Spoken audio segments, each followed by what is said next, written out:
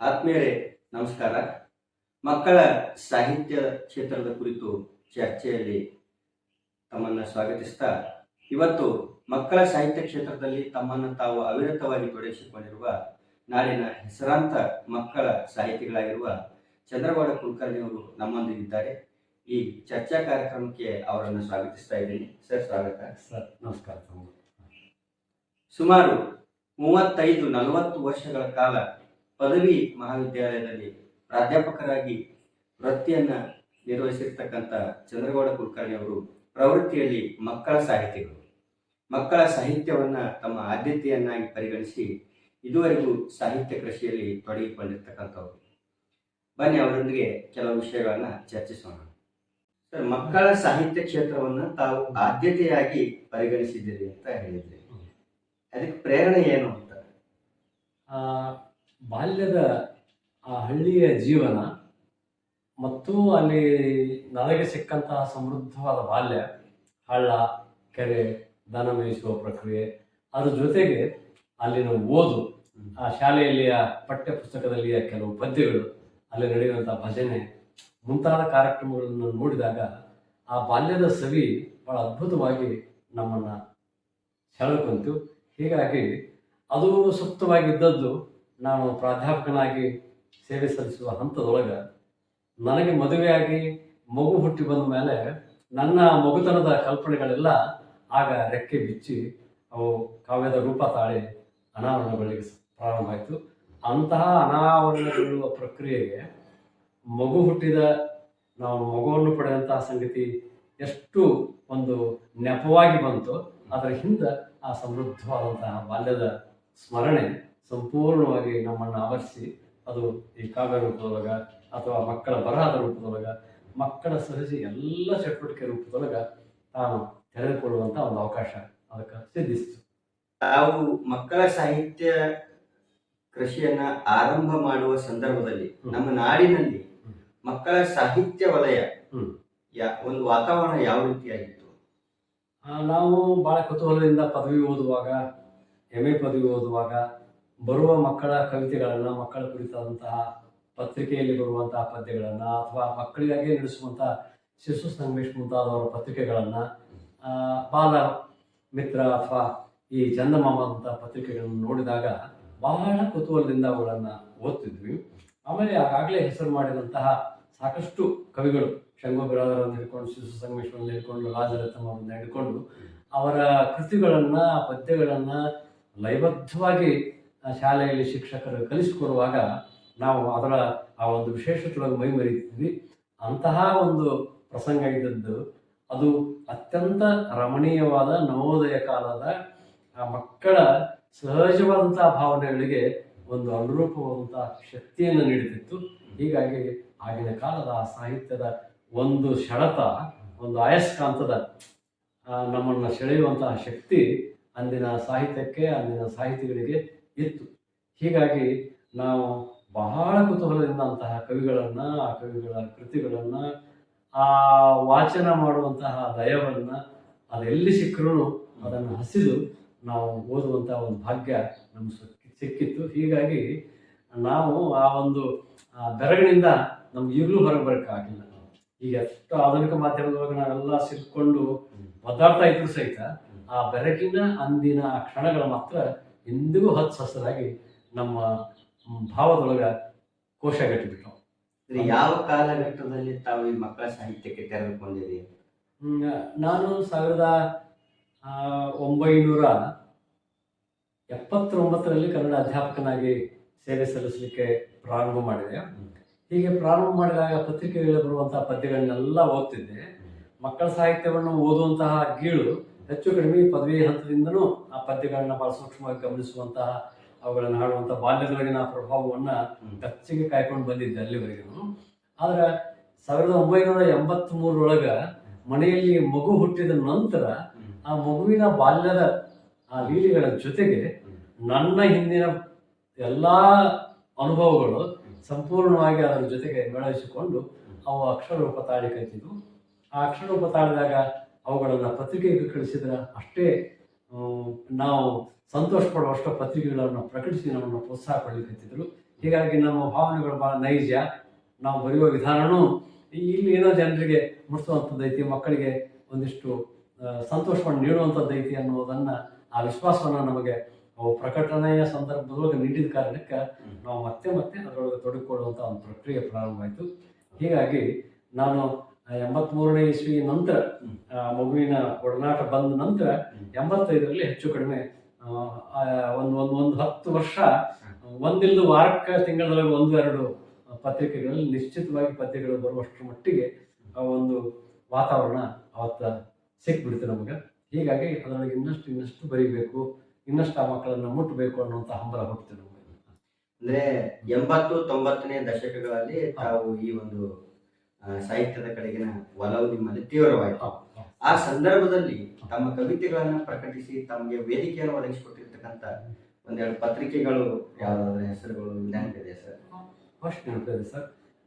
ನಾನಂತೂ ಪತ್ರಿಕೆಗಳಲ್ಲಿ ವಿಶೇಷವಾಗಿ ಮೊದಲನೇ ಸಲ ಸುಧಾ ಪತ್ರಿಕೆಯಲ್ಲಿ, ಪ್ರಜಾವಾಣಿಯಲ್ಲಿ, ಜನಪ್ರಗತಿಯಲ್ಲಿ ಮೊದಲನೇದು ನಂದು ಕವಿತೆ ಪ್ರಕಟ ಆಯಿತು. ಆನಂತರ ಸುದ್ದಿ ಸಂಗಾತಿ ಅನ್ನುವಂಥ ಪತ್ರಿಕೆಗಳಂತೂ ಚಿಲಿಪಿಲಿ ಅಂಕಣಕಾರ ಅನ್ನುವಷ್ಟು ಮಟ್ಟಿಗೆ ಬೇರೆ ಬೇರೆ ಬೇರೆ ವಾರಕ್ಕೊಂದು ಬೇರೆ ಬೇರೆ ರೀತಿಯ ಮಕ್ಕಳ ಚಟುವಟಿಕೆಗಳು, ಪದ್ಯಗಳು ನಿರಂತರ ಪ್ರಕಟಬಹುದು. ತರಂಗದ ಸಂತೋಷ್ ಕುಮಾರ್ ಗುಲ್ವಾಡಿ ಅವರಂತೂ ಮಕ್ಕಳ ಪದ್ಯಗಳನ್ನು, ಚುಟುಕು ಪದ್ಯಗಳನ್ನು, ಶಿಶುಪ್ರಾಸಗಳನ್ನು ಏನು ಧಾರಾವಾಹಿ ರೀತಿಯೊಳಗೆ ಪ್ರಕಟಿಸಿ ನಮಗೆ ಪ್ರೋತ್ಸಾಹ ನೀಡಿದರು. ಹೀಗಾಗಿ ಕೇಸರಿ ಗರ್ಜನೆ, ಸಂಯುಕ್ತ ಕರ್ನಾಟಕ, ವಿಶ್ವವಾಣಿ, ಆಗಿನ ಎಲ್ಲ ಪತ್ರಿಕೆಗಳು, ಕನ್ನಡಪ್ರಭ, ಮಾಸಿಕ ಪತ್ರಿಕೆಗಳು, ತುಷಾರ, ಮಯೂರ, ಹೀಗೆ ವಾರ ಪತ್ರಿಕೆಗಳು, ಕರ್ಮವಿವರದಿಂದ ಹಿಡ್ಕೊಂಡು ಎಲ್ಲ ವಾರ ಪತ್ರಿಕೆಗಳು ಆಗ ನಮ್ಮ ಕವಿತೆಗಳನ್ನು ಪ್ರಕಟಿಸಿದ್ದು. ಆಗ ಬರುವಂಥ ಬರೀ 10, 15, 20 ಸಂಭಾವನೆ ನಮಗೆ ಭಾಳಷ್ಟು ದೊಡ್ಡ ಮೌಲ್ಯದ ಒಂದು ಬಹುಮಾನ ಅನ್ನುವಂಥ ರೀತಿಯೊಳಗೆ ನಾವು ಅದನ್ನು ಗ್ರಹಿಸ್ತಿದ್ವಿ. ಅದಕ್ಕಿಂತ ಕೃತಿ ಪ್ರಕಟ ಆಯಿತು ಮತ್ತು ಮಕ್ಕಳಿಗೆ ಮುಟ್ಟಿದ್ದು, ಅದಕ್ಕೆ ನೀಡುವ ಪ್ರತಿಕ್ರಿಯೆಗಳು ಬಹಳ ಕುತೂಹಲಕಾರಿಯಾಗಿತ್ತು. ಆ ಸಂದರ್ಭದಲ್ಲಿ ಪತ್ರಿಕೆಗಳಲ್ಲಿ ಪ್ರತ್ಯೇಕವಾದ ಅಂಕಣಗಳನ್ನ ಮೀಸಲಿಡ್ತಾ ಇದ್ರ ಅಥವಾ ಸುಮ್ಮನೆ ಆಯ್ಕೆ ಮಾಡಿ ಕವನಗಳು, ಕಥೆಗಳನ್ನು ಪ್ರಕಟಿಸ್ತಾರೆ? ಇಲ್ಲ.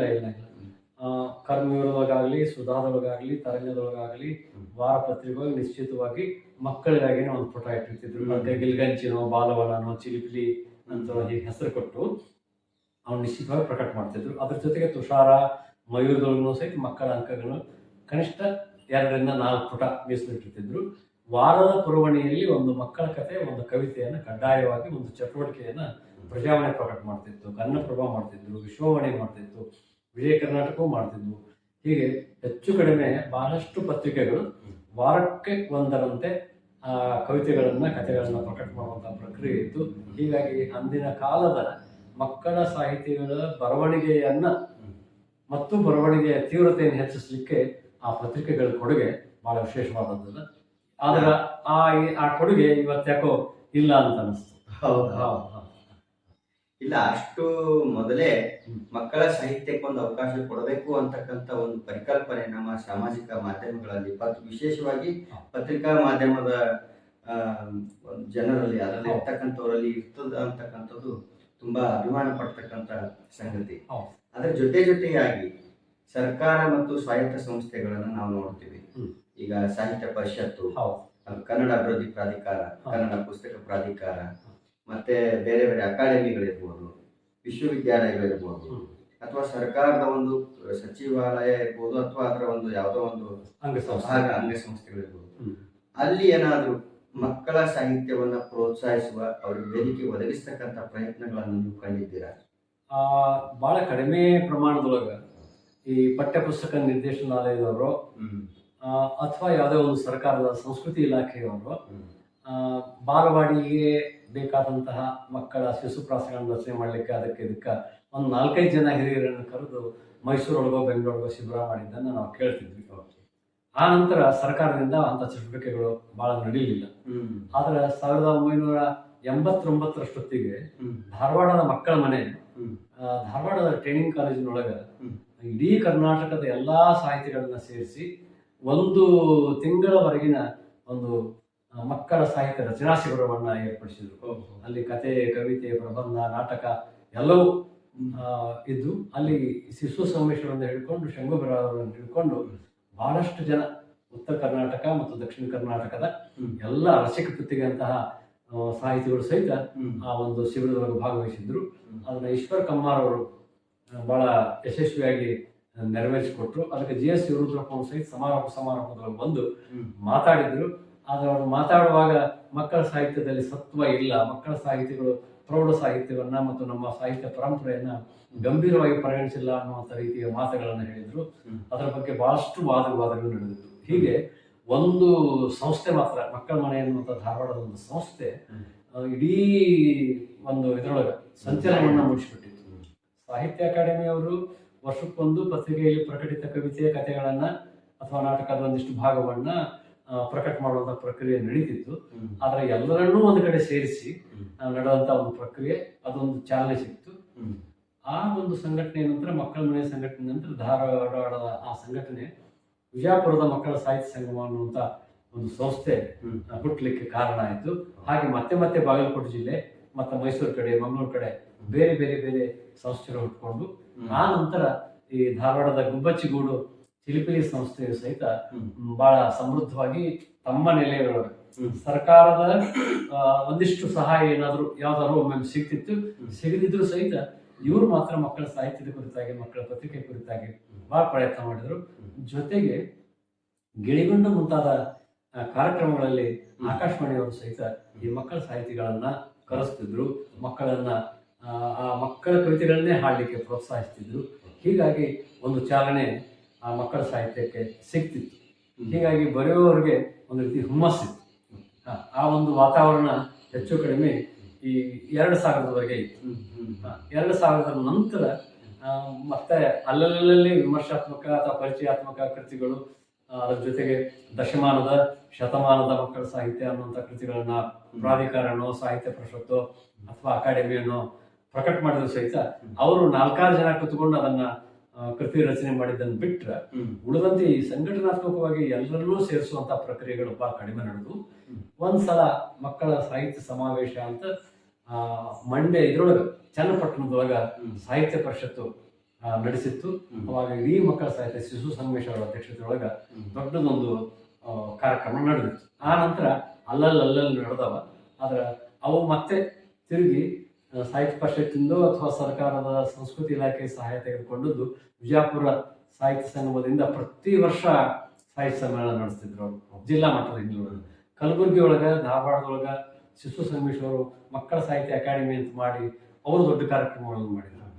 ಇದು ಸರ್ಕಾರದ ಕಾರ್ಯಕ್ರಮಗಳಿಗಿಂತ ಈ ಸಂಸ್ಥೆಯವರು ಮಾಡುವಂಥ ಕಾರ್ಯಕ್ರಮಗಳು ಮಕ್ಕಳ ಸಾಹಿತಿಗಳಿಗೆ ಬಹಳಷ್ಟು ಪ್ರೋತ್ಸಾಹ ಕೊಡುವಂಥ ಒಂದು ಅವಕಾಶ ಇತ್ತು. BS ಸನದಿ ಅಂತವರು ದೊಡ್ಡ ಸಾಹಿತಿಗಳೆಲ್ಲ ಈ ಕಾರ್ಯಕ್ರಮಗಳಿಗೆ ಬಂದು ಅವ್ರನ್ನ ಭೇಟಿ ಆಗೋದು, ಅವ್ರ ಜೊತೆ ಮಾತಾಡೋದು. ಚನ್ನವೀರ್ ಕಣಿವಂತವ್ರು ಸಹಿತ ಮಕ್ಕಳ ಸಾಹಿತ್ಯದ ಕೃತಿಗಳನ್ನು ಬರೆದಿದ್ದು, HS ವೆಂಕಟೇಶ ಮೂರ್ತಿ, ಲಕ್ಷ್ಮೀನಾರಾಯಣ ಭಟ್ರು ಇವರೆಲ್ಲ ಬರೆಯಕ್ಕೆ ಚಾಲು ಮಾಡಿದ್ದು ಒಂದು ರೀತಿ ಆಗಿನ ಕಾಲದ ಮಕ್ಕಳ ಸಾಹಿತಿಗಳಿಗೆ ಒಂದಿಷ್ಟು ಬಹಳ ಹೊಸ ಚೇತನವನ್ನು ನೀಡಿತು.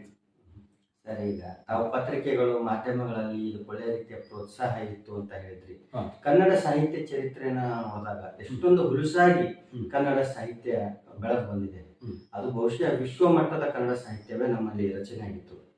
ಅದಕ್ಕೆ ಸಮಾಂತರವಾಗಿ ಮಕ್ಕಳ ಸಾಹಿತ್ಯ ಆ ಪ್ರಮಾಣದಲ್ಲಿ ದಾಖಲಾಗಲಿಲ್ಲ. ಯಾಕೆ ಅಂತ, ಅದು ಏನು ಕಾರಣ ಇರ್ಬೋದು ಅಂತ?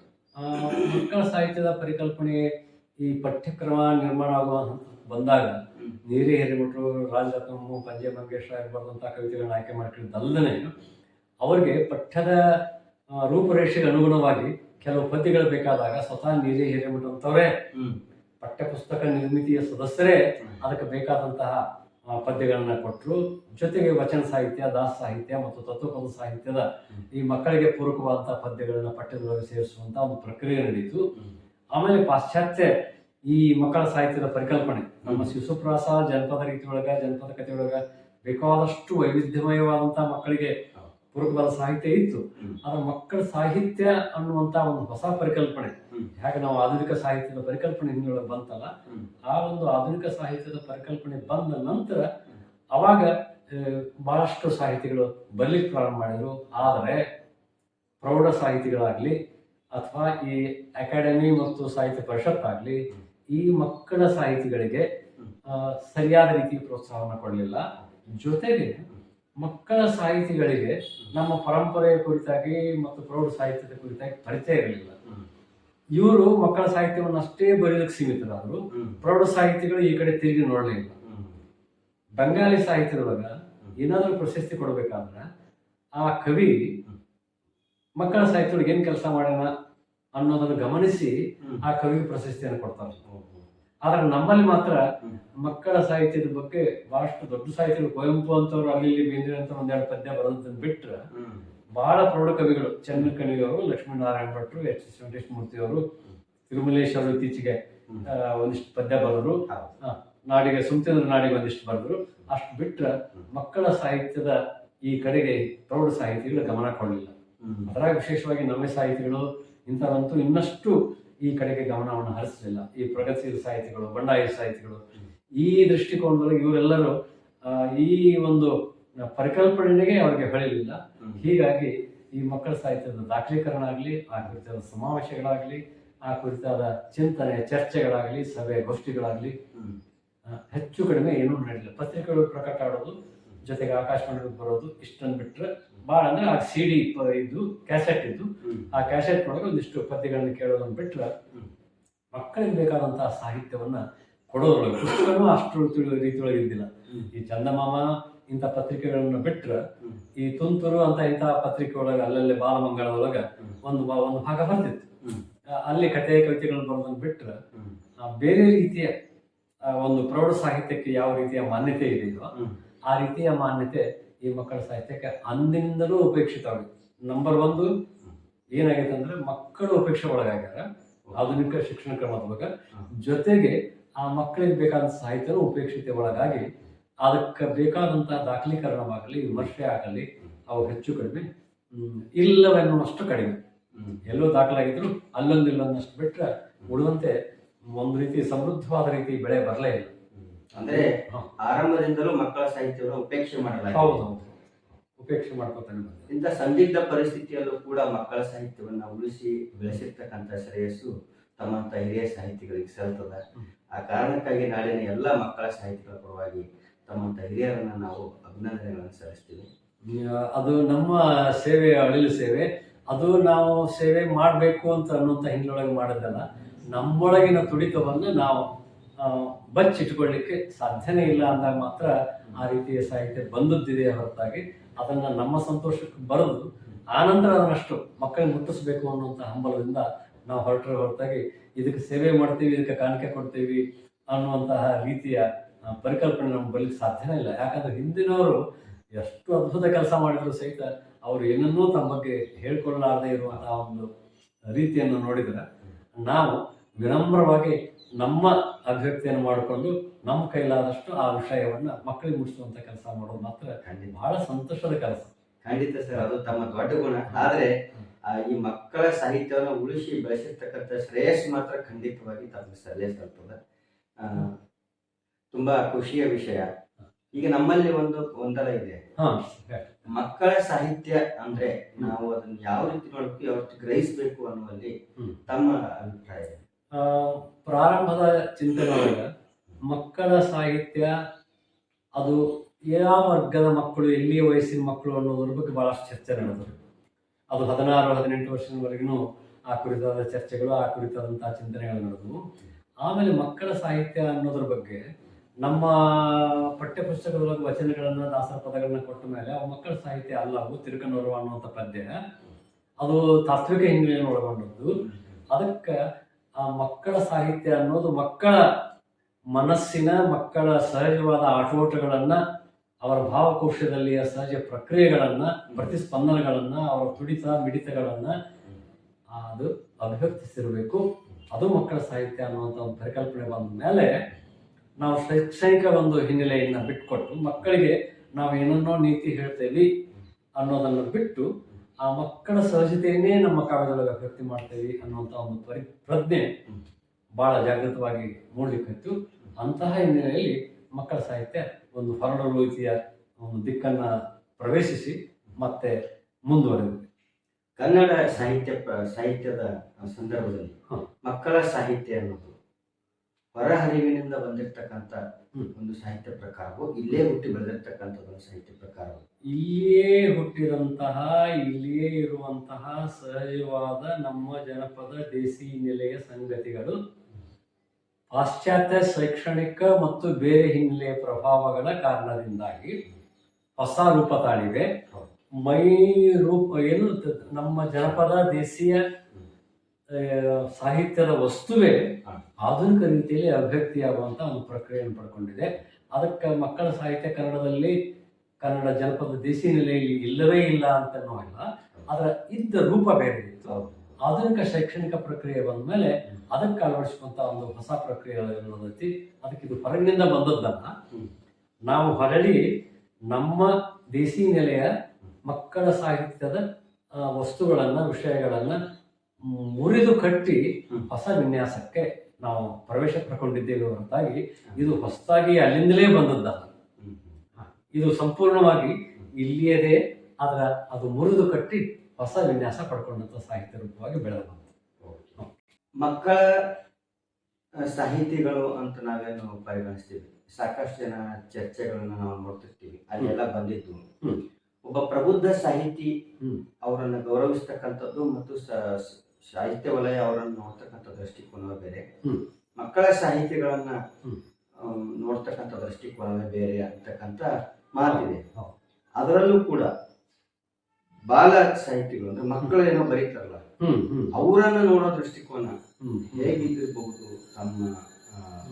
ಈಗ ನೀವು ಕೇಳಿದ ಪ್ರಶ್ನೆಯಿಂದ ನನಗೆ 3 ಸಂಗತಿಗಳು ನೆನಪಾಗ್ತವೆ. ಒಂದು, ಪ್ರೌಢ ಸಾಹಿತ್ಯವನ್ನು ಬರೆದಿದ್ದಲ್ಲಿ ಮಕ್ಕಳ ಸಾಹಿತ್ಯವನ್ನು ಬರೆದಿದ್ರೆ ಅವ್ರಿಗೆ ಸಿಗುವಂಥ ಒಂದು ಗೌರವ ಬೇರೆ. ಆಮೇಲೆ ಬರೀ ಪ್ರೌಢ ಸಾಹಿತ್ಯವನ್ನು ಬರೆದು ಸಾಹಿತ್ಯಿಕ ವಲಯದೊಳಗೆ, ವಿಮರ್ಶಾತ್ಮಕ ನೆಲೆಯೊಳಗೆ ಅವ್ರು ಪಡೆದಂಥ ಒಂದು ಶ್ರೇಯಸ್ಸೆ ಬೇರೆ. ಆಮೇಲೆ ಕೇವಲ ಮಕ್ಕಳ ಸಾಹಿತ್ಯದೊಳಗನ ಅದ್ಭುತವಾದ ಕೃಷಿ ಮಾಡಿ ಅವರು ಮಾನ್ಯತೆ ಪಡೆದರೂ ಸಹಿತ ಆ ಪ್ರೌಢ ಸಾಹಿತ್ಯದ ಸಮಾನಿರಲಾರದಂತಹ ಒಂದು ಸ್ಥಿತಿ.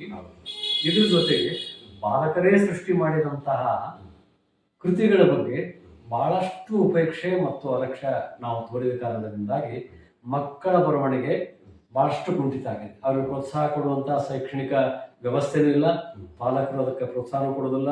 ಈ ರೀತಿ ಅಕಾಡೆಮಿ ಮತ್ತು ಪರಿಷತ್ತುಗಳು ಅಂಥದ್ದನ್ನ ಇನ್ನಷ್ಟು ಪ್ರೋತ್ಸಾಹ ನೀಡೋದಿಲ್ಲ. ಹೀಗಾಗಿ ಆ ಮಕ್ಕಳೇ ಬರೆದಂತಹ ಕೃತಿಗಳು ಮಕ್ಕಳ ಭಾವನಾಲೋಕವನ್ನೇ ಸಹಜವಾಗಿ ಅಭಿವ್ಯಕ್ತ ಮಾಡ್ತಾ ಇದ್ರೂ ಸಹಿತ ಅವುಗಳಿಗೆ ಸಿಗಬೇಕಾದ ಮಾನ್ಯತೆ ಇನ್ನೂ ಕಡಿಮೆ ಇದೆ. ಮಕ್ಕಳ ಸಾಹಿತಿಗಳಿಗೆ ಸಿಗಬೇಕಾದ ಮಾನ್ಯತೆ ಒಂದು ಹಂತಕ್ಕೆ ಕಡಿಮೆ ಇದ್ರ, ಅದಕ್ಕಿಂತ ಕಡಿಮೆ ಮಕ್ಕಳೇ ಬರೆಸಿದಂಥ, ಮಕ್ಕಳೇ ರಚಿಸಿದಂತಹ ಕೃತಿಗಳ ಬಗ್ಗೆ ನಾವು ಅಷ್ಟೇ ಓದಿ ಆಹಾ ಅದ್ಭುತ ಅಂತ ಹೇಳಿ ಕೈ ತೊಳ್ಕೊಂಡ್ಬಿಡ್ತೇವೆ ಹೊರತಾಗಿ ಆ ಕುರಿತಾಗಿ, ಆ ಲೋಕದ ಅನೂಹ್ಯವಾದಂತಹ ಅನುಭವಗಳ ಕುರಿತಾಗಿ, ಅದಮ್ಯವಾಗಿರ್ತಕ್ಕಂತಹ ಸಂಗತಿಗಳ ಕುರಿತಾಗಿ ಮತ್ತೆ ಮತ್ತೆ ಮತ್ತೆ ಚಿಂತನೆ ವಿವೇಚನೆಯನ್ನು ಮಾಡಿದಂಥ ಸಂಗತಿಗಳು ಬಹಳಷ್ಟು ಕಡಿಮೆ.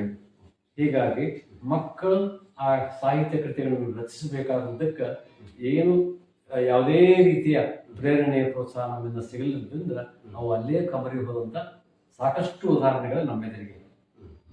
ಇದರ ನಡುವೆ ಹಲವಾರು ಮಕ್ಕಳು ಸಾಹಿತ್ಯವನ್ನು ರಚನೆ ಮಾಡಿದ್ದಾರೆ. ಆದ್ರೆ ಇಂದಿಗೂ ಕೂಡ ಮಕ್ಕಳ ರಚನೆಯ ಸಾಹಿತ್ಯವನ್ನು ಅನುಮಾನದ ದೃಷ್ಟಿಯಿಂದ ನೋಡ್ತಕ್ಕಂಥದ್ದು ಮತ್ತು ಅದನ್ನ ಅಲ್ಲಗಳಿತಕ್ಕಂಥ ಒಂದು ಸಂಗತಿಯನ್ನ ನಾವು ನೋಡ್ತೀವಿ. ಅದರ ಕುರಿತು ತಾವೇನು ಹೇಳ್ತೀವಿ? ಇದು ಮಕ್ಕಳ ಸಾಹಿತ್ಯವನ್ನ ರಚಿಸಿದಂತಹ ಮಕ್ಕಳನ್ನ ಅನುಮಾನದಿಂದ ಯಾಕೆ ನೋಡ್ತಾರ ಅಂತಂದ್ರೆ, ಪಾಲಕರೇನೋ ಅದನ್ನು ಬರೆದುಕೊಟ್ಟು ತಮ್ಮ ಮಕ್ಕಳಿಗೆ ಹೆಸರು ಬರಲಿ ಅಂತ ಮಾಡ್ಯಾರ. ಯಾಕಂದ್ರೆ ಹೆಚ್ಚು ಕಡಿಮೆ ಬಹಳಷ್ಟು ಜನ ಮಕ್ಕಳ ಸಾಹಿತ್ಯಕ್ಕೆ ಅಥವಾ ಶೈಕ್ಷಣಿಕ ವಲಯದಲ್ಲಿ ಶಿಕ್ಷಕರಾದಂತಹ ಮಕ್ಕಳು, ಸಾಹಿತಿಗಳ ಮಕ್ಕಳು ಆ ತಂದೆಯ ಪ್ರೇರಣೆಯಿಂದ ತಾವು ತಮ್ಮ ಅನುಭವಗಳನ್ನು ಬರೆಯೋಕೆ ಪ್ರಯತ್ನ ಮಾಡಿದರು.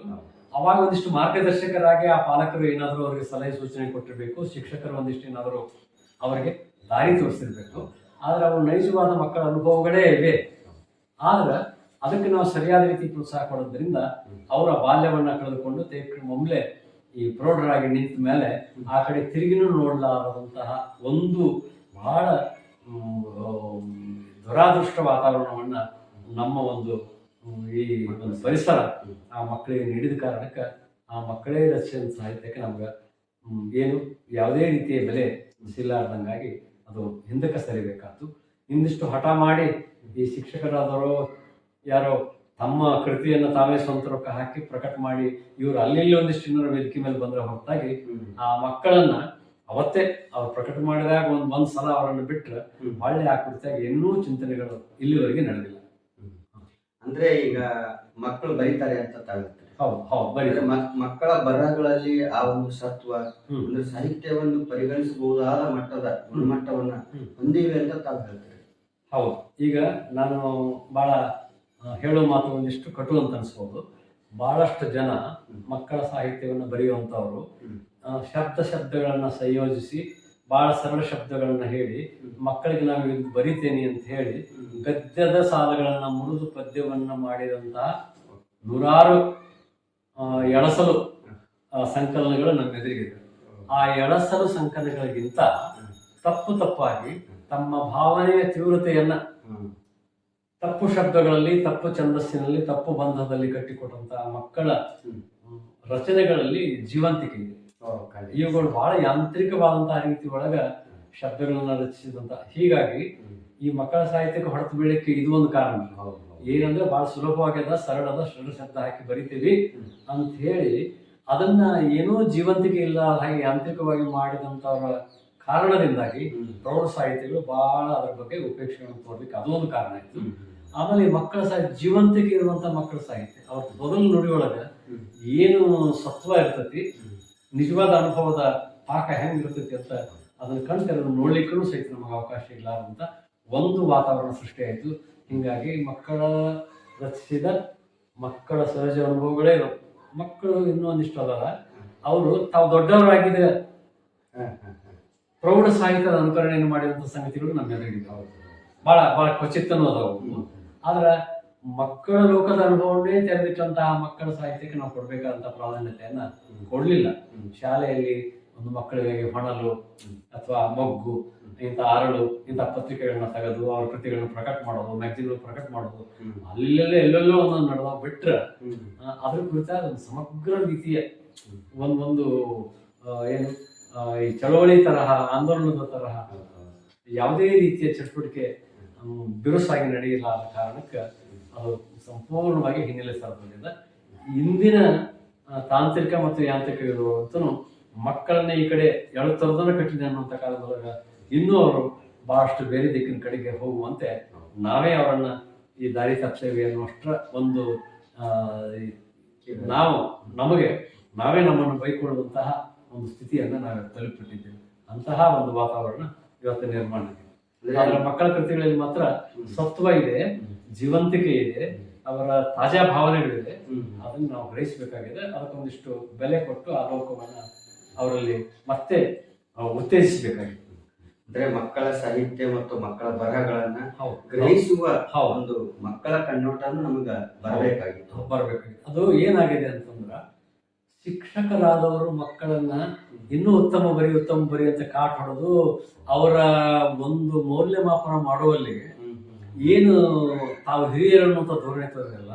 ಹಾಗೆ ಪ್ರೌಢ ಸಾಹಿತಿಗಳು, ಮಕ್ಕಳ ಸಾಹಿತಿಗಳು ಮತ್ತು ಮಕ್ಕಳ ಸಾಹಿತ್ಯವನ್ನು ಓದಿದವರು ಸಹಿತ ಅವ್ರಿಗೆ ಇನ್ನೂ ತಿಳುವಳಿಕೆ ಹೇಳುವಂತ ರೀತಿ ಒಳಗ ಅವ್ರ ಬಗ್ಗೆ ಹೇಳ್ತಾರ ಹೊರತಾಗಿ ಅವರ ಕೃತಿ ಒಳಗಿನ ನಿಜ ಮೌಲ್ಯಮಾಪನವನ್ನು ಮಾಡುವಂತ ದೃಷ್ಟಿಕೋನ ನಮ್ಗೆ ಬರಲೇ ಇಲ್ಲ. ತುಂಬಾ ಒಳ್ಳೆ ಮಾತನ್ನ ಹೇಳಿದ್ರಿ ಸರ್.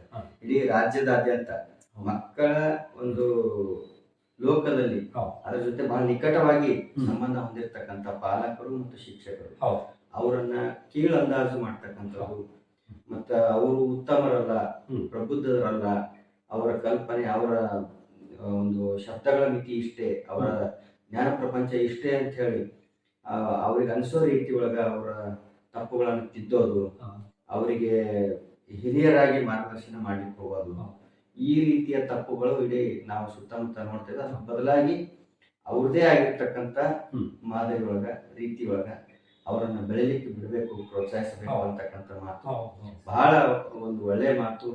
ಇನ್ನೊಂದು ಮಾತನ್ನ ನಾನು ಇಲ್ಲಿ ಸೇರಿಸ್ಬೇಕಂತ, ನಾವು ಪ್ರೌಢ ಅಂದ್ರೆ ಮಕ್ಕಳ ಸಾಹಿತ್ಯದಲ್ಲಿ ಹೆಸರುವಾಸಿಯಾದಂತಹವರ ಕವಿತೆಗಳನ್ನ, ಕಥೆಗಳನ್ನ ಶಾಲೆಗಳಲ್ಲಿ ಆ ಮಕ್ಕಳಿಗೆ ಹೇಳುವಾಗ ಏನು ಅವ್ರ ಕುತೂಹಲದಿಂದ ಅದನ್ನು ಕೇಳ್ತಾರ, ಅದಕ್ಕಿಂತ ನಿಮ್ಮ ವಯಸ್ಸಿನ ಮಕ್ಕಳೇ ಬರೆದಂತ ಈ ಸಂಕಲನ, ಈ ಕವಿತೆ, ಈ ಕಥೆ ಇದೆ ಅಂತ ಅವ್ರಿಗೆ ಆ ಪುಸ್ತಕ ತೋರಿಸಿ ಅಲ್ಲಿ ವಿಷಯವನ್ನ ಹೇಳಿದ್ರ ಅವರು ಬೇಗ ಆ ಒಂದು ಮಕ್ಕಳ ಭಾವನೆಯ ಆ ಕವಿತೆಗಳ ಜೊತೆಗೆ ಅನುಸಂಧಾನವನ್ನು ಮಾಡ್ತಾರೆ.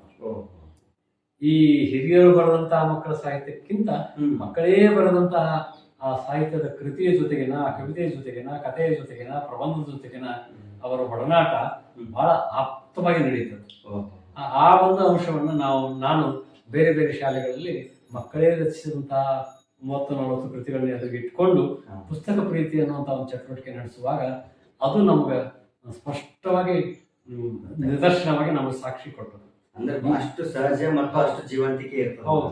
ಅದು ಯಾವುದೇ ರೀತಿಯ ಕೃತಕತೆ ಇಲ್ಲ. ಮತ್ತು ಮಕ್ಕಳನ್ನ ಇಂತಹ ಒಂದು ವಲಯಕ್ಕೆ, ಓದಿನ ವಲಯಕ್ಕೆ, ವಾಚನ ವಲಯಕ್ಕೆ, ಸಾಹಿತ್ಯ ಸೃಷ್ಟಿ ವಲಯಕ್ಕೆ ಕರ್ತರಬೇಕಾದ್ರೆ ಅವರಿಗೆ ಅವರ ಗುಟುಕಿಗೆ ಎಟುಕುವಂತಹ ಕೃತಿಗಳನ್ನ, ಆ ಮಾದರಿಗಳನ್ನ ನಾವು ಎದುರಿಗೆ ಇಟ್ವಿ ಅಂತಂದ್ರೆ ಅವರು ಸಮೃದ್ಧವಾಗಿ ಬರೀಲಿಕ್ಕೆ ಮತ್ತು ಆ ರೀತಿಯ ಪ್ರಯತ್ನ ಮಾಡ್ಲಿಕ್ಕೆ ಅವ್ರಿಗೆ ಸಾಧ್ಯ ಆಗುತ್ತೆ.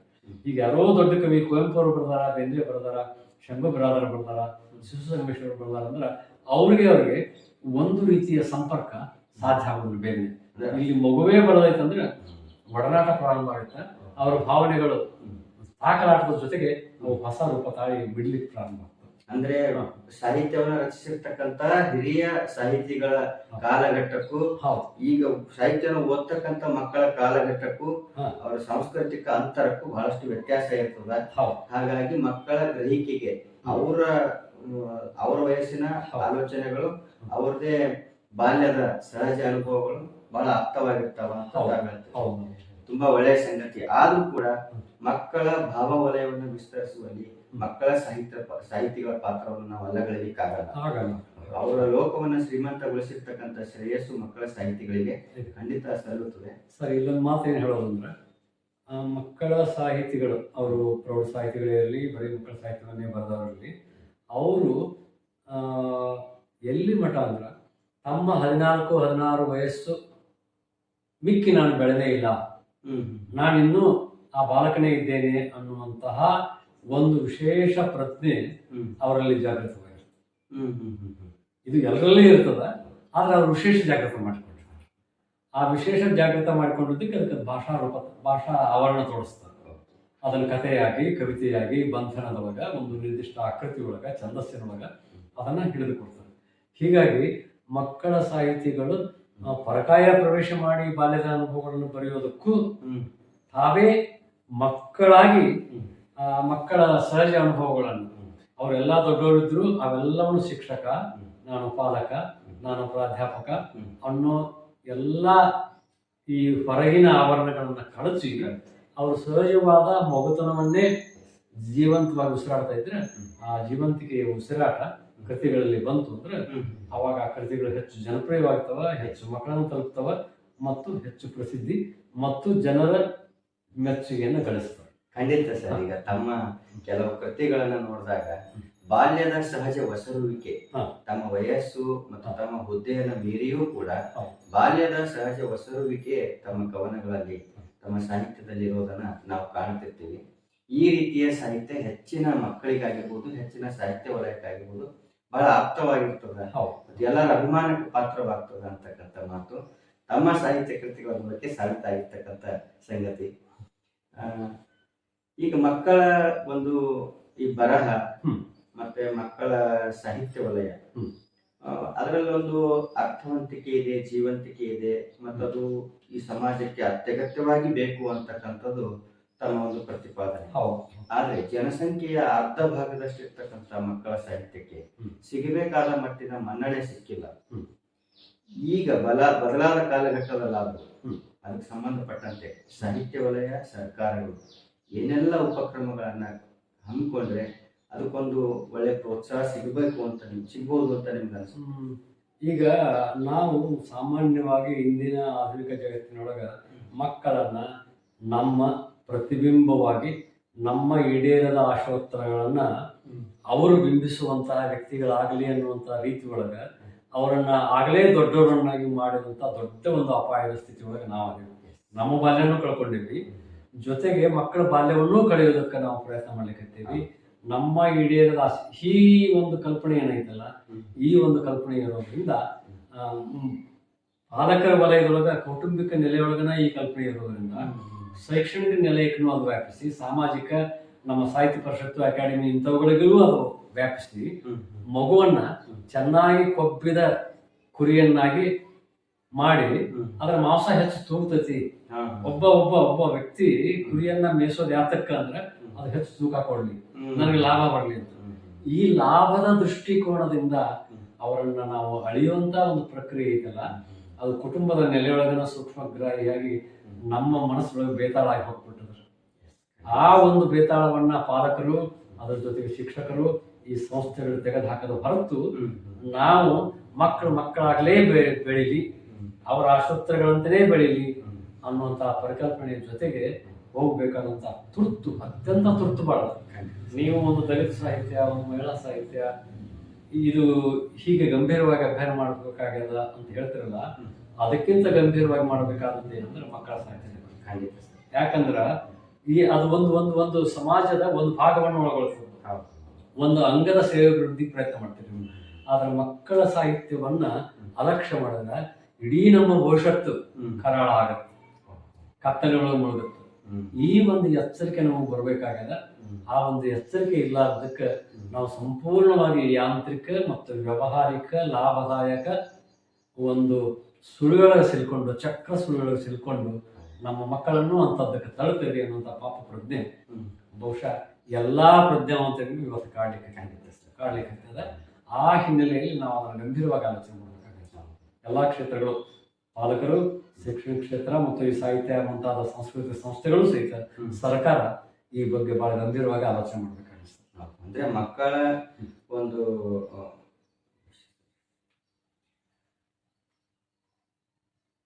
ಮಕ್ಕಳ ಲೋಕ ಮತ್ತು ಮಕ್ಕಳ ಸಾಹಿತ್ಯವನ್ನ ನಾವು ಕಡೆಗಣಿಸಿದ್ರೆ ನಮ್ಮ ಸುತ್ತಲಿನ ಎಲ್ಲಾ ವ್ಯವಸ್ಥೆ ಕೂಡ ಹಾಳಾಗ್ತದ ಅಂತಕ್ಕಂಥದ್ದು ತಮ್ಮ ಮಾತಿನ ಅರ್ಥ.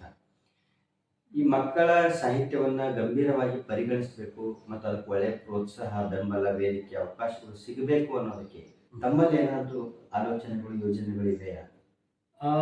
ನನ್ನ ಆಲೋಚನೆಗಳನ್ನು ನಾವು ಸಾಹಿತ್ಯ ಪರಿಷತ್ತಿನವರಿಗೆ, ಅಕಾಡೆಮಿಯವರಿಗೆ ಬೇರೆ ಬೇರೆ ಪತ್ರದ ಮುಖಾಂತರ ವೈಯಕ್ತಿಕವಾಗಿ ನಾವು ಬರೆದು ನೋಡಿದ್ವಿ. ಆ ರೀತಿಯ ಚಟುವಟಿಕೆಗಳು ವರ್ಷದಾಗ ಒಂದು ಸಮ್ಮೇಳನನೋ, ಒಂದು ಸಮಾವೇಶನೋ, ಒಂದು ಗೋಷ್ಠಿನೋ ಮಾಡಿ ಅವರು ಹಿಂದಕ್ಕೆ ಸರಿದ್ರೆ ಹೊರತಾಗಿ ನಾವು ನಿರಂತರವಾದ ಒಂದು ಪ್ರಕ್ರಿಯೆ ನಡೀಬೇಕು ಅನ್ನುವಂಥದ್ದು ಒಂದು ಯೋಚನೆಯನ್ನು ಕೊಟ್ಟಿದ್ವಿ ಅವ್ರಿಗೆ. ಬರೀ ಸಾಹಿತ್ಯ ಅಷ್ಟೇ ಅಲ್ಲ, ಸಾಂಸ್ಕೃತಿಕವಾಗಿ ವ್ಯಕ್ತಿತ್ವ ವಿಕಸನದೊಳಗಿನ ಎಲ್ಲಾ ಚಟುವಟಿಕೆಗಳನ್ನ ರೂಪಿಸುವಂತ ಒಂದು ಪಡೆಯನ್ನ ನಾವು ತಾಲೂಕಿನೊಳಗ ನಿರ್ಮಾಣ ಮಾಡಿ ಪ್ರತಿ ಶಾಲೆಗೆ ಅವರು ಪ್ರತಿ ವಾರ ಹೋಗಿ ಆ ಒಂದು ಉತ್ತೇಜನ ಕೊಟ್ಟು ಅವ್ರ ವ್ಯಕ್ತಿತ್ವಕ್ಕೆ, ಆ ಬೆಳವಣಿಗೆಗೆ ಕಾರಣ ಆಗಬೇಕು ಅನ್ನುವಂಥ ಯೋಚನೆಯನ್ನ ನಾವು ಸುಮಾರು 25 ವರ್ಷದಿಂದ ಮಾಡಿ 4 ಜನ ಕೂಡಿಕೊಂಡು ನಾವು ಶಾಲೆಗಳಿಗೆಲ್ಲ ತಿರುಗಾಡಿ ಆ ಮಕ್ಕಳಿಗೆ ಅಂತಹ ಒಂದು ಚೈತನ್ಯ, ಪುಸ್ತಕ ಪ್ರೀತಿ ಅನ್ನುವಂಥದ್ದು, ಬಣ್ಣ ಬೆಳಗು ಅನ್ನುವಂಥದ್ದು, ಅವರ ಸುಪ್ತವಾದ ಭಾವಕೋಶದಲ್ಲಿ ಒದಗಿದಂತಹ ಸೃಜನಶೀಲ ಶಕ್ತಿಯನ್ನ ಉದ್ದೀಪನಗೊಳಿಸಲಿಕ್ಕೆ ಬೇರೆ ಬೇರೆ ಬೇರೆ ಚಟುವಟಿಕೆಗಳನ್ನ ನಡೆಸ್ತಾ ಬಂದ್ವಿ. ಅದು ಮಾತ್ರ ಆ ಶಾಲೆಗೆ ತರಗತಿ ಒಳಗ ಬಹಳ ಪರಿಣಾಮಕಾರಿಯಾಗಾಯಿತು. ಅದನ್ನು ಸಾರ್ವತ್ರಿಕಗೊಳಿಸಲಿಕ್ಕೆ ನಮ್ಮ ಮಿತಿಯೊಳಗ ನಾವು ಸಾಧ್ಯ ಮಾಡದೆ ಸೋತೇವಿ ಅಂತ ನಾವು ಸರ್ಕಾರದ ಕೆಲವು BO ಅಧಿಕಾರಿಗಳಿಗೂ ತಿಳಿಸಿದ್ವಿ. ಅವರು 1-2 ಅವಕಾಶಗಳನ್ನ ಕೊಟ್ಟರು. ಅದು ನಿರಂತರ ಚಟುವಟಿಕೆಯಾಗಿ ಬೆಳೀಲಿಲ್ಲ. ಜೊತೆಗೆ ನಾವೊಂದು 4-5 ಜನ ತಂಡ ಕಟ್ಕೊಂಡಿದ್ವಲ್ಲ, ನಮ್ಮ ಹಿಂದಿನ ತಲೆಮಾರು ನಮ್ಮ ಜೊತೆಗೆ ಸಹಕರಿಸಲಿಲ್ಲ. ಅವರು ಆನಂದ ಪಡ್ತಿದ್ರು, ಆದ್ರೆ ಅವರು ಮತ್ತೆ ಮುಂದೆ ತಯಾರಾಗಿ ಸಂಪನ್ಮೂಲ ವ್ಯಕ್ತಿಗಳಾಗಿ ಆ ಚಟುವಟಿಕೆಗೆ ತೊಡಗಲಾರದ್ರಿಂದ ಇಂದಿಗೂ ಸಹಿತ ನಾಳೆ ಅವತ್ತಿನ 4-5 ಜನ ಇದ್ರು ನಾವು ಆ ಚಟುವಟಿಕೆಯನ್ನ ಒಮ್ಮೊಮ್ಮೆ ಸಾಮೂಹಿಕವಾಗಿ ಮಾಡ್ತೀವಿ, ಒಮ್ಮೊಮ್ಮೆ ಒಬ್ಬೊಬ್ಬರೇ ಆದ್ರೂ ಸಹಿತ ಅದನ್ನ ಚಟುವಟಿಕೆಯನ್ನು ನಡೆಸ್ಕೊಂತ ಬಂದೀವಿ. ಈ ಒಂದು ಹಿನ್ನೆಲೆ ಮಾಡಿದ್ರೆ ಮಕ್ಕಳ ಪುಸ್ತಕ ಎಲ್ಲದವು ನಮಗೆ ತರಿಸ್ಕೊಡ್ರಿ ಅವನು ಅಂತ ಅವರಲ್ಲಿ ಓದುವ ಹಂಬಲ ಅದ, ಕೇಳುವ ಹಂಬಲ ಅದ. ಆದ್ರೆ ಅದನ್ನು ಸಮರ್ಪಕವಾಗಿ ಅವ್ರಿಗೆ ಮುಟ್ಟಿಸಿ ಆ ಕುತೂಹಲದಿಂದ, ಬೆರಗಿನಿಂದ ಅವ್ರಿಗೆ ತಲುಪಿಸುವಂತ ಒಂದು ವ್ಯವಸ್ಥೆ ಮಾತ್ರ ಇಲ್ಲ. ಗ್ರಂಥಾಲಯಗಳು ಸಹಿತ ಎಲ್ಲಾ ಪ್ರಾಥಮಿಕ ಮತ್ತು ಪ್ರೌಢಶಾಲೆಗಳಲ್ಲಿ ಅವ್ರಿಗೆ ಬೇಕಾದಂತಹ ಪ್ರೋತ್ಸಾಹವನ್ನು ಕೊಡೋದಿಲ್ಲ. ಪಾಲಕರು ಸಹಿತ ಬೇರೆ ಒಂದು ತಿನ್ನೋ ದಿನಸನೋ ಮತ್ತೊಂದನ್ನು ಆಟಿಕೆಯನ್ನು ತಂದು ಕೊಡ್ತಾರ ಹೊರತಾಗಿ, ಅಥವಾ ವೇಷಭೂಷಣ ತಂದು ಕೊಡ್ತಾರ ಹೊರತಾಗಿ ಯಾವುದೇ ರೀತಿಯ ಪುಸ್ತಕವನ್ನು ಕೊಂಡು ಓದೋದಕ್ಕೆ ಪ್ರೋತ್ಸಾಹಿಸೋದಿಲ್ಲ.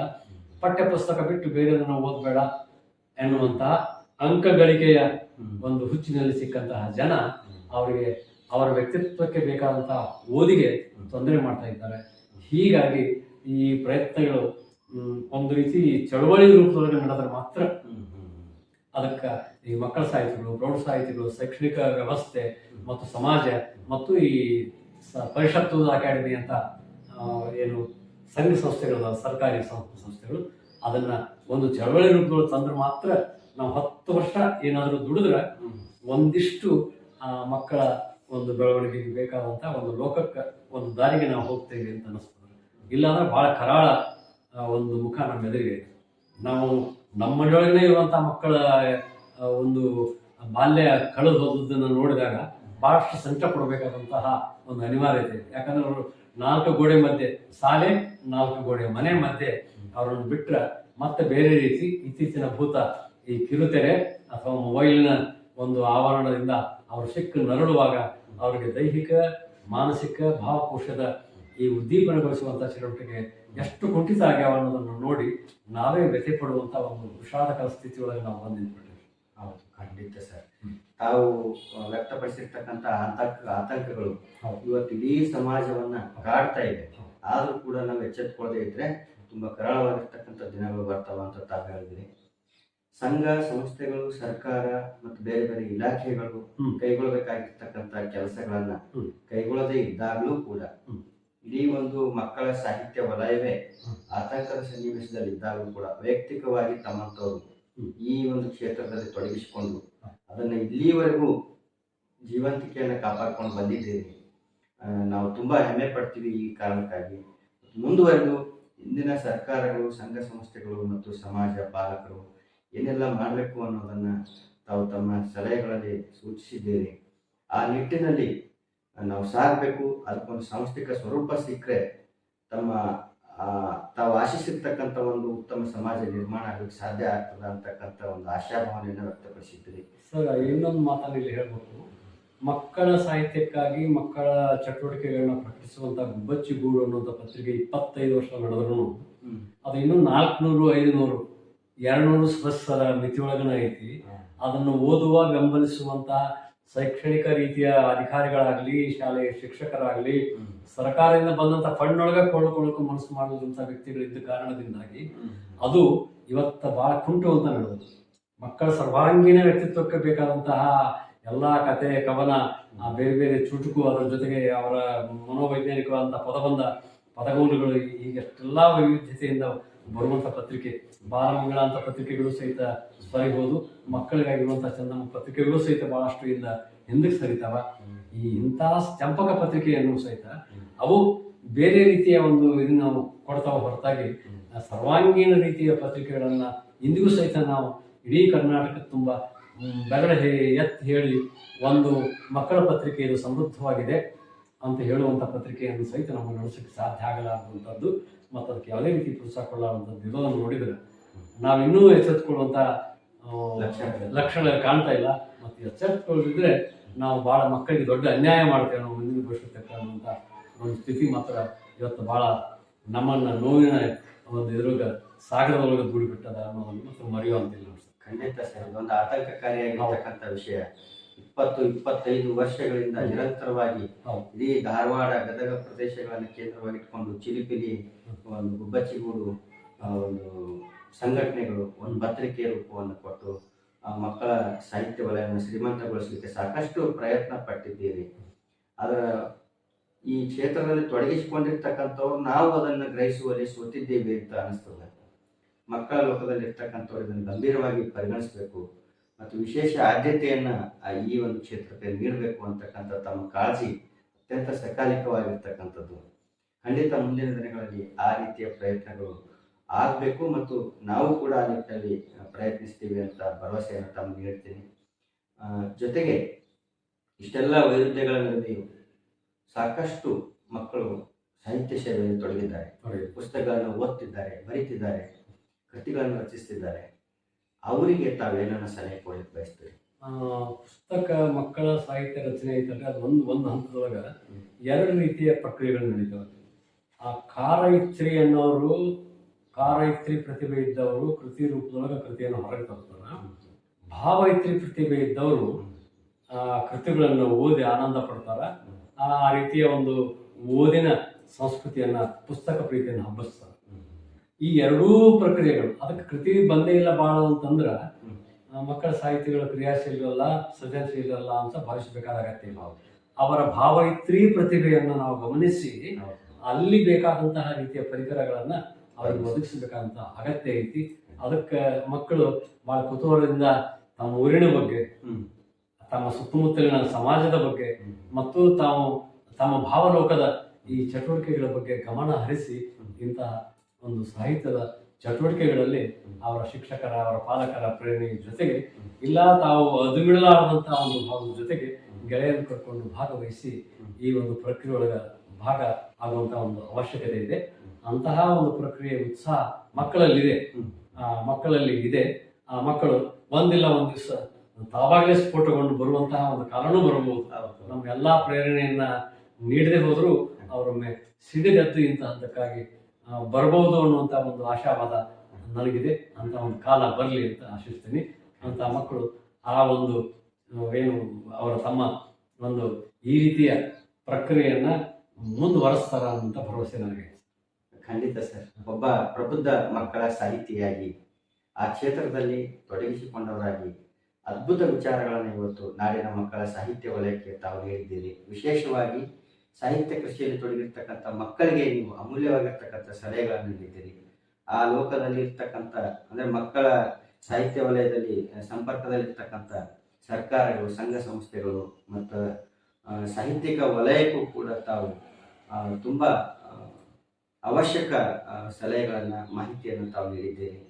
ಇವತ್ತಿನ ಈ ಚರ್ಚೆಯಲ್ಲಿ ಬಹಳ ಅದ್ಭುತವಾದ ವಿಚಾರಗಳನ್ನು ಮಂಡಿಸಿದ್ದಕ್ಕಾಗಿ ತಮಗೆ ನಾಡಿನ ಮಕ್ಕಳ ಸಾಹಿತ್ಯ ವಲಯದ ಎಲ್ಲರ ಪರವಾಗಿ ಅನಂತ ಧನ್ಯವಾದಗಳನ್ನು ಸಲ್ಲಿಸ್ತೇನೆ ಸರ್. ನಮಸ್ಕಾರ. ಭಾಳ ಈ ಒಳಗಿನ ಭಾವನೆಗಳನ್ನು ಮತ್ತು ಆ ಇಂದಿನ ಪ್ರಬುದ್ಧವಾದ ಮತ್ತು ಪ್ರಸ್ತುತವಾದ ಚಿಂತನೆಗಳನ್ನು ಹಂಚಿಕೊಳ್ಳಿಕ್ಕೆ ಅವಕಾಶ ಮಾಡಿಕೊಟ್ರಿ. ತಮಗೂ ಸಹಿತ ವಂದನೆಗಳು ಸರ್. ಧನ್ಯವಾದಗಳು ಸರ್. ನಮಸ್ಕಾರ.